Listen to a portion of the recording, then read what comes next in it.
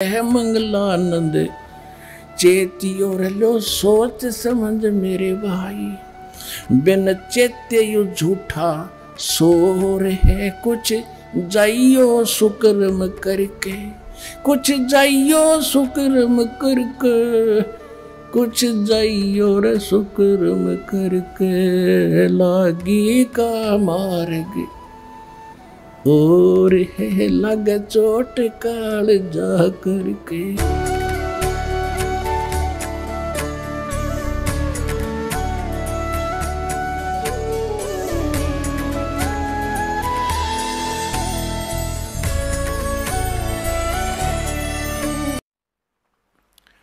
अब हम कितने मूर्ख बना रखे हैं। ये दास सत्संग करने जाया करता था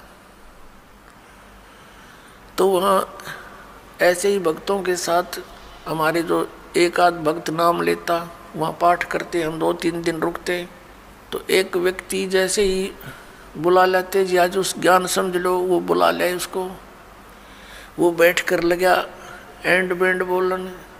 कहते भक्ति तो अपने मनमय होती है, गुरु बनाने से क्या भक्ति होती है, ले कर दे दे और करके खा ले, बस यही सब कुछ होता है। काफ़ी ऐसी ऐसी बातें करता रहा, समझाने की चेष्टा की, नहीं माना। क्योंकि उसका 10-15 किले एकड़ ज़मीन थी, अच्छा ट्यूबवेल ला रखा था खेतों में, तो उसने फिर क्या जरूरत थी, क्या आवश्यकता समझा था वो भगवान की, युवा शरीर था। काफ़ी समझाने की चेष्टा की, एंड बैंड बोलता रहा, उठ कर चला गया। खान पीन की उम्र है और भी अब फांसी लगा रहे हो आप, बीड़ी नहीं पीनी, शराब नहीं पीनी, मांस नहीं खाना, नाचना कूदना नहीं है, इनों के घर उठ कर चला गया। और कहता है कि भक्ति तो बुढ़ापे में कराया करें, वृद्ध अवस्था हो जा। तो उसको बता भाई बुढ़ापे में भक्ति कठिन हो जाएगी जब पहले से स्टार्ट ना हुई तय, क्योंकि बुढ़ापे में तो फिर सारी ये आपदाएं आती हैं, कभी आँख बनवानी, कभी दांत पड़वाने, कदे पिंडी भड़के, कभी सिर में दर्द, और बड़ा परिवार हो जाता है, कदे कोई बीमार, कोई किसी की मृत्यु, वह सारी उस वृद्ध के चोट लगा करें।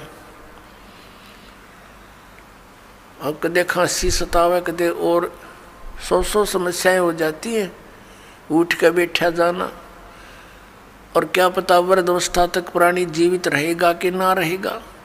तो भक्ति के लिए तो संतों ने बताया है, सदग्रंथों में भी यही लिखा पाया है कि भक्ति के लिए जब भी बच्चा 3 वर्ष का हो जा, बोलने लग जा,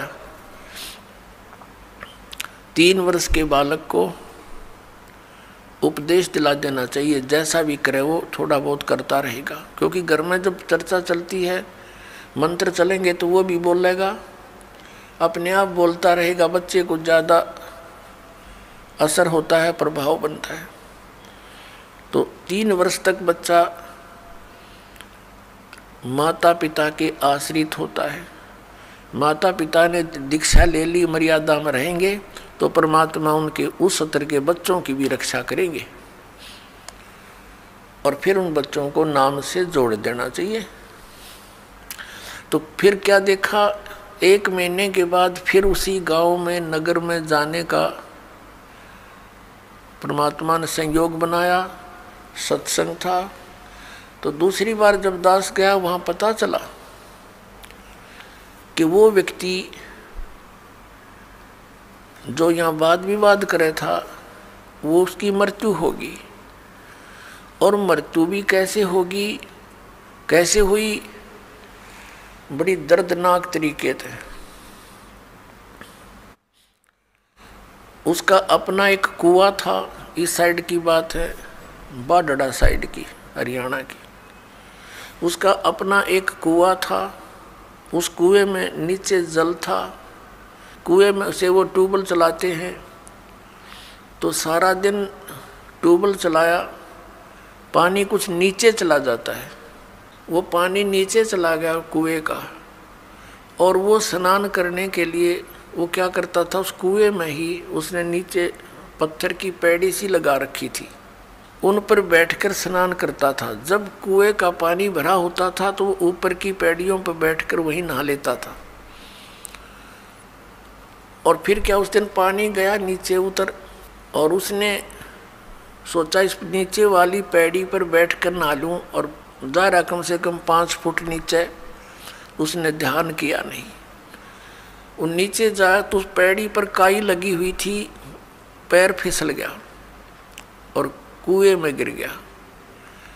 उसने चेष्टा की पैड़ी को पकड़ने की, वो उसके हाथ की रेंज से बाहर हो गई और उसके अंदर वो डूब कर मर गया। सारी रात ढूंढते रहे उनके घर वाले, बच्चा आया नहीं, कहाँ गया, कैसे है। खोजते खोजते सुबह देखा तो कपड़े और जूते बाहर रखे हैं, अंदर कुएं में मरकर ऊपर तैर रहा है।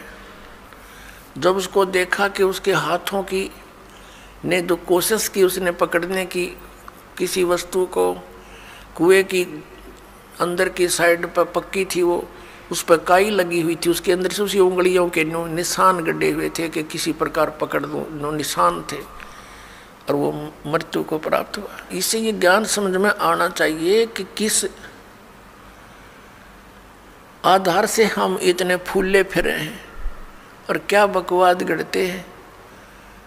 अब वो वृद्ध होया ना, भक्ति उसने करी नहीं, अब पता नहीं कहाँ धक्के खाता फिरेगा, कोई गधा बनेगा, कुत्ता बनेगा।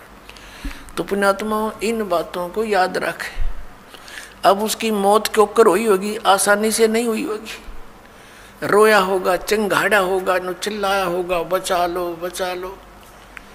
बचानी है, कोई याद भी ना करे, वहाँ कौन बचावे, वहाँ भगवान बचावे, अठा के बाहर ले आवे। उस समर्थ शक्ति की ओट होता है, उसका सहारा मिले।